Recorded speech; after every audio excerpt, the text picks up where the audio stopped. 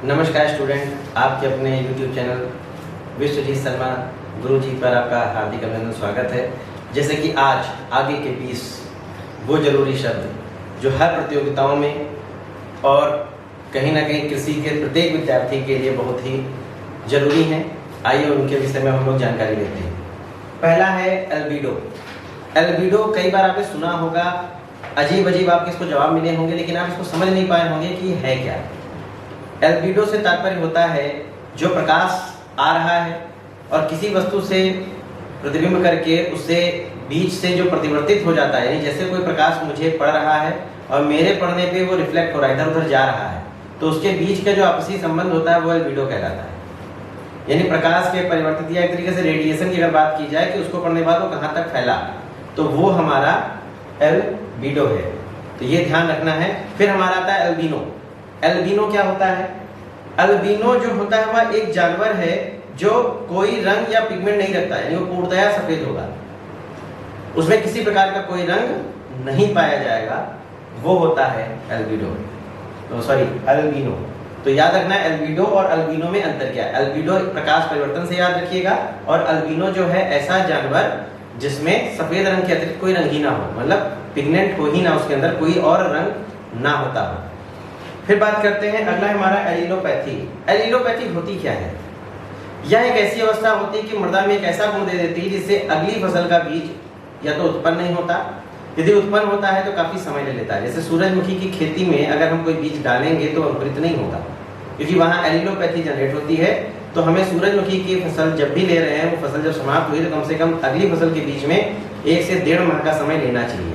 इसलिए वहां क्यों? क्योंकि वहां पर आपकी एलिलोपैथी जनरेट हो जाती है। जो अगला देख रहे हैं, आज का चौथा यानी 44वां क्वेश्चन है कि एली क्रॉपिंग क्या होती है। एली क्रॉपिंग को देखिए मैंने हिंदी में लिख रखा है गली खेती।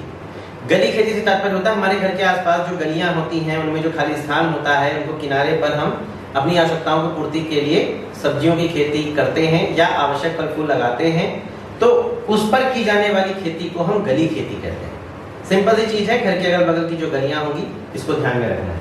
फिर हमारा आता है एलोगेमी। ये होता है पर निषेचन। निषेचन 2 प्रकार का होता है, जानते हैं, स्व और पर। पर का मतलब किसी के द्वारा, स्व का मतलब स्वयं से। तो इस तरीके से आपको ध्यान रखना है कि इसका मतलब होता है पर निषेचन। अगर क्वेश्चन में कह देता है कि ऐसा पुष्प जिसमें किसी न किसी माध्यम के द्वारा परागण होता है या निषेचन की प्रक्रिया उसके अंतर्गत होती है, तो उसे क्या कहेंगे? एलोगेमी, यानी पर निषेचन। ये याद रखना है। फिर हमारा आता है अमोनिफिकेशन। अमोनिफिकेशन का मतलब होता है नाइट्रोजन है, नाइट्रोजन से अमोनिया का बनना, यानी कोई ऐसी क्रिया हो रही है मृदा में जिसमें अमोनियम यानी अमोनिया का निर्माण हो रहा है। कुछ भी तत्व मिलते हैं, नाइट्रोजन वगैरह मिल जाते हैं, तो उसको परिवर्तित करके अमोनिया को रूपांतरित करके वो वहां पर एकत्र करता है। फिर हमारा आता है एनारोबिक, अवायवीय, यानी ऐसे क्रियाएं या ऐसी अवस्थाएं जहां पर वायु उपस्थित ना हो। ठीक है, अब वहां पर भी जीवन होगा।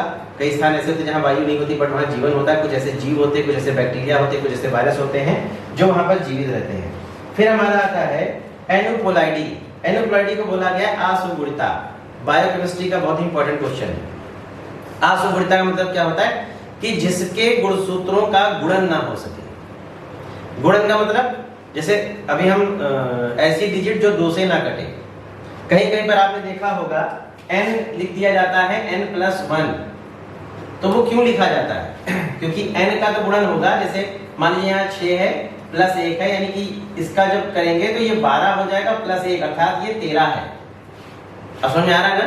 तो वो जो 12 किया गया 12 को हो जाएगा। जैसे अभी हम एक संख्या लिख देते हैं 19, तो 19 का आधा नहीं हो सकता, तो वहां पर क्या करते हैं 9 + 1, यानी 9 दूनी 18 + 1। तो वहां पर जहां जिन गुण सूत्रों को हम गुणन ना कर सके उन्हें कहा गया है।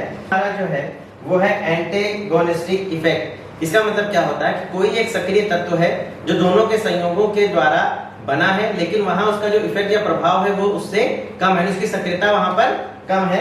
ऐसे तत्वों को बोला गया है। फिर हमारा आता है एंटीबायोटिक। अब एंटीबायोटिक क्या होते हैं? आम शब्द है, अक्सर सुनते हैं, दवाओं में हम खास तौर पे सुनते हैं, अपने लिए भी दवा लेने जाते हैं, डॉक्टर कहते हैं इनको एक एंटीबायोटिक दिया जाए। ये ऐसे तत्व, ऐसे जीव होते हैं जो हमारे शरीर के अंदर आते हैं और हानिकारक को रोकते हैं, या कहा जाए नुकसान होने वाली क्षति को रोकने से जो होता है उसमें मदद करते हैं या क्षति नहीं होने देते हैं। कुछ ऐसे तत्व होते हैं जिनको हम एंटीबायोटिक कहते हैं। बात करते हैं फिर एंटी ट्रांसपिरेशन। अब एंटी ट्रांसपिरेशन क्या होता है? एंटी ट्रांसपिरेशन का मतलब होता है कि जब कोई पदार्थ यदि उनमें पौधों की सतह पर प्रयोग करें तो उत्स्वेदन घटे, यानी जो ट्रांसपिरेशन का मतलब पौधों से जो जल निकल रहा है उसको रोकने में अवरोध उत्पन्न किया जाए, तब वो हो जाता है एंटी ट्रांसपिरेशन। यानी पौधों में जल की क्षति ना होने की क्रिया। तो आप समझ गए होंगे।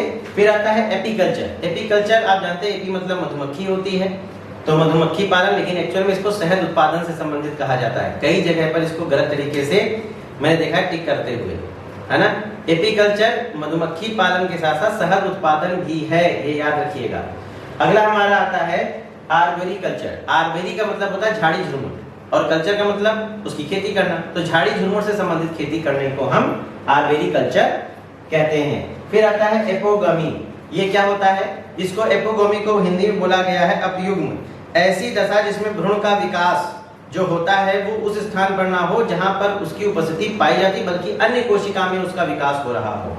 ऐसी क्रिया को बोलते हैं एपोगमी। यानी जो भ्रूण है जहां पर वो बनता है वहां तो उसका विकास नहीं होगा, लेकिन किसी अन्य स्थान पर या अन्य कोशिकाओं में जाएगा, वहां पर उसका विकास होगा। तो आप समझ गए होंगे। फिर आता है हमारा एक्वाकल्चर। एक्वाकल्चर जलीय खेती को भी कहते हैं। और जब एक्वेरियम की बात आए, देखिए एक्वाकल्चर अलग है, एक्वेरियम अलग है। एक्वेरियम को जल जीवशाला कहा गया है, यानी ऐसा स्थान जहां पर जलीय जीवों को रखा जाए, संरक्षित किया जाए। और एक्वाकल्चर जलीय खेती है, जैसे हाइड्रोपोनिक्स होता है वैसे ही एक्वाकल्चर होता है। अगला हमारा जो आता है वो आर्बोरिकल्चर। आर्बोरी का मतलब होता है वृक्ष, कल्चर का मतलब जो उसमें रखा गया संवर्धन। वृक्ष संवर्धन से मतलब होता है कि जो हमारे वृक्ष हैं उनको कैसे तैयार किया जाए, उनको कैसे संरक्षित किया जाए, उनकी कैसे नई किस्म तैयार की जाए, एक से दूसरे का क्रॉस किस रूप में कराया जाए। जैसे आपका गुटी है, आपकी जैसे लेयरिंग है, गुटी को लेयरिंग बोलते हैं, एयर लेयरिंग है ना। ऐसे ही आपके ग्राफ्टिंग है, बडिंग है। तो इसी प्रकार की क्रियाएं उसमें करके नए नए पौधों को तैयार किया जाता है। एरोमेटिक। एरोमेटिक क्या होते हैं? जो बेंजीन होते हैं उनसे निकाले गया जो कारक होता है उसे हम एरोमेटिक कहते हैं। यानी ऐसे कारक जो बेंजीन से पृथक किए जाएंगे या अलग किए जाएंगे उन्हें हम एरोमेटिक कहते हैं। अगला हमारा है एटमॉस्फेयर, जिसे हम वायुमंडल के नाम से जानते हैं। वायुमंडल क्या होता है? वायु उसका मंडल, यानी जहां पर जो गैसों का संयुक्त रूप स्वरूप पाया जाता है उसे एटमॉस्फेयर कहा जाता है। ये ध्यान रखना है थोड़ा सा। वायु के संयुक्त स्वरूप यहाँ पर पाए जाते हैं।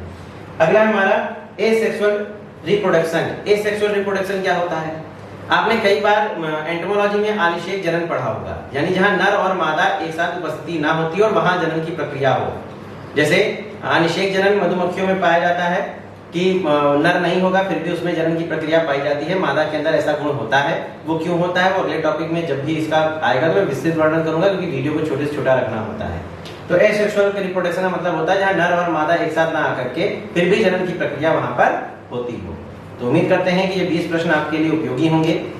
अगर कोई और जानकारी हो, मैं बार बार कह रहा हूँ, नीचे जरूर लिखिए, मैं उस पर वीडियो देकर के आपको वो जानकारी देने का प्रयास करूंगा। अंत तक वीडियो देखने के लिए, लाइक और शेयर करने के लिए बहुत बहुत